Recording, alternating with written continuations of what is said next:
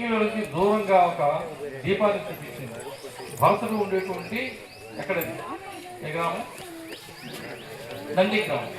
ఆ నంది గ్రామంలో ఆయన కుటీరం వేసుకుని అక్కడ ఉన్నాడు. అక్కడ దీపం వెలుగుతున్నదంటే భరతుడు ఇంకా వెలుగు ఉన్నాడు. నా భర్త ఇంకా పడుకోలేదు, నా భర్త పడుకోకముందు నేను పడుకోలేదు.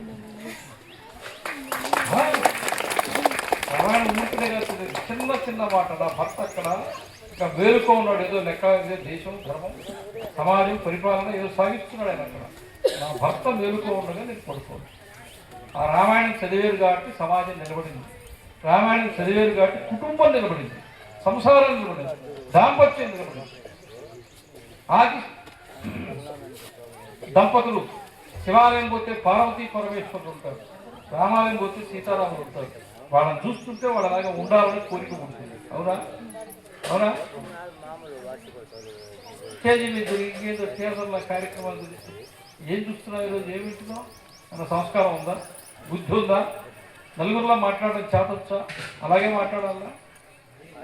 మనుషులు మనం ఎలా ఉండాలి అంటే ఇవన్నీ నేర్చుకోవడానికి ఇవన్నీ మార్గాలు, వనాలు, ఆశ్రమాలు. శ్రీరామచంద్రుడు మొత్తం రామాయణంలో ఎక్కడెక్కడ గురువులు ఉంటే ఆ గురువుల ఆశ్రమాలకు వెళ్ళి వాళ్ళకి సాష్టాంగ నమస్కారం చేసి వాళ్ళ దగ్గర నుంచి జ్ఞానం పొందాడు. రాముడికి లేకనా? రాముడికి లేకనా? కాదు, మనం అలా చేయాలని మనకు నేర్పటం కొరకు. అవునా?